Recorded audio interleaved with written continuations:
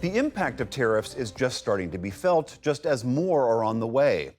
The markets just closed out their worst quarter in 2.5 years, and some businesses are warning how tariffs could hurt sales and their bottom lines.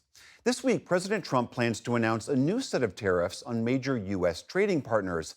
That would be in retaliation for tariffs other trade barriers imposed on U.S. exports. But one of the biggest questions about the president's approach is whether they can help revitalize American manufacturing. Economics correspondent Paul Solman breaks that down. This is the beginning of Liberation Day in America. So President Trump proclaimed in the Oval Office last week when adding 25% tariffs on U.S. auto imports. And on Wednesday, it's promised there will be more still. We're going to charge countries for doing business in our country and taking our jobs, taking our wealth, taking a lot of things that they've been taking over the years. They've taken so much out of our country, friend and foe, and frankly, friend has been oftentimes much worse than foe. And thus, says Mark DePlacido, a policy advisor at pro-Trump think tank American Compass, we need a transformational change in our economy. And I think the administration is pursuing that. Part of that change, creating supply chains in America for Americans. We shouldn't have supply chains. We should have them all in the United States. We have the companies to do it. But the main theme is tariffs. The president and his team have cited very different reasons for imposing them. They've allowed fentanyl to come into our country at levels never seen before. This is retaliatory to a certain extent. Millions of people flowed into our country through Mexico and Canada, and we're not going to allow that. This is going to be what pays down to $36 trillion in debt and all the other things. But the dominant case has been that tariffs will re-industrialize America. What exactly the administration will do on Liberation Day? Don't know yet. But the argument is, says DePlacido, for 30 years, we basically allowed other countries to distort their market, to subsidize their own markets at the expense of our market and keep our goods out. And then, on what would be a level playing field, firms operating in the U.S. will, and I don't mean this snarkily, make American manufacturing great again. When companies realize the incentives have changed, that they're going to have to factor in tariffs for imports, and they're not going to be able to just import cheap labor also from other countries under the president's policies. These companies are going to be incentivized to invest in the education and training that our population needs to be successful. And become more productive. Predictably, I asked a number of economists for a critique. In theory, it could work. That's University of London trade economist Ha-Joon Chung in the UK. But he says, it is going to take a lot of time, and you don't have that time. You have run down the industrial base over the last 4 decades.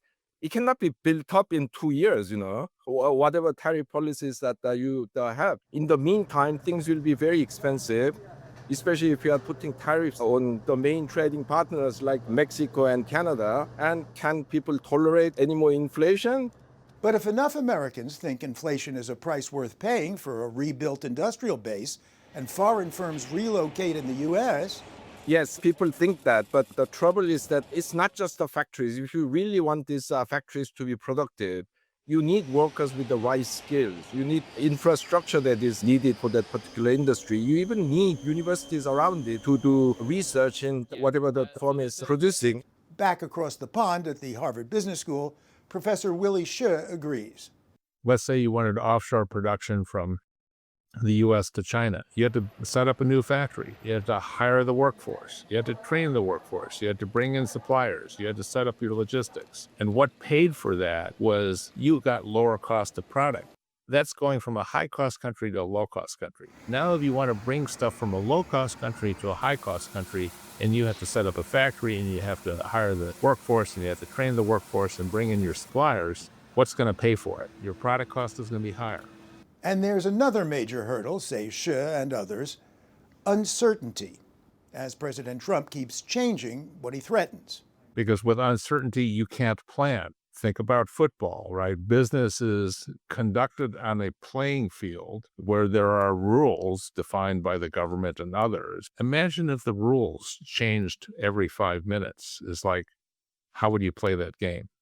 Our last critic, Robert Zoellick, U.S. Trade Representative under George W. Bush, economic advisor under Bush 1.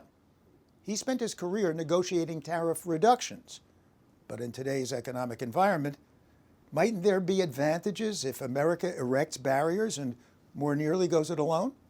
We've got some advantages, but also then you have to ask, if we go it alone, what happens to all the farm production that we make in the United States that we sell abroad? And in the case of North America, we're far more efficient because of the Mexican, Canadian, American supply chains that produce cars. So if you put the types of tariffs that President Trump is talking about, you'll increase the price of cars by $3,000 to $12,000 are the estimates. Do people want to pay that? Well, no, but I mean, I've talked to a number of people who say they'll bring their plants here to America. That's the point, to create more jobs, more work here in America. So the problem with Trump's approach is it combines incoherence and protectionism. And you have to look at both parts.